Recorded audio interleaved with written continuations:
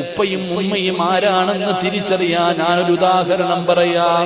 നീ ഒരു ദിവസം വീട്ടിൽ ചെന്നു, രാത്രി കിടപ്പറയിൽ കിടന്നിട്ടുറക്കം വരുന്നില്ല, തിരിഞ്ഞും മറിഞ്ഞും കിടക്കുമ്പോ നിന്റെ ഭാര്യ ചോദിക്കും, എന്തേ ഇക്കാ ഉറങ്ങാത്തത്, എന്തേ നിങ്ങളെ ടെൻഷൻ അടിക്കുന്നത്? എടീ, കച്ചവടം മുഴുവനും നഷ്ടത്തിലാണ്, പൈസ മുഴുവനും പോയി പെണ്ണേ, കച്ചവടം മുഴുവനും തകർന്നു പെണ്ണേ.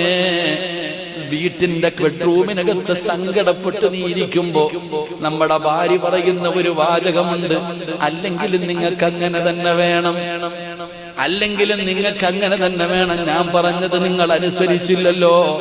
കിടപ്പറയില് സമാധാനം കിട്ടാതെ ഇരുട്ടുള്ള റൂമില് ഹാളിൽ വന്ന് ലൈറ്റ് അണച്ചിട്ട് ഒറ്റയ്ക്കിങ്ങനെ ഇരിക്കുമ്പോ ഉമ്മ ശബ്ദം കേട്ട് എഴുന്നേറ്റ് വരുന്നു. പൊന്നുമകൻ ഇരുട്ടത്തിരിക്കുകയാണ്.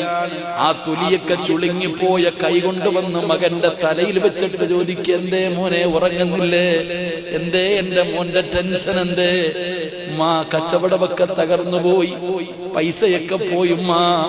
തലയിൽ കൈവച്ചിട്ട് ഉമ്മ പറയും, എന്റെ മോൻ എന്തിനാ പേടിക്കുന്നത്, എന്റെ മോൻ എന്തിനാ സങ്കടപ്പെടുന്നത്, ഉറക്ക ഒഴിയുന്നത് എന്തിനാ?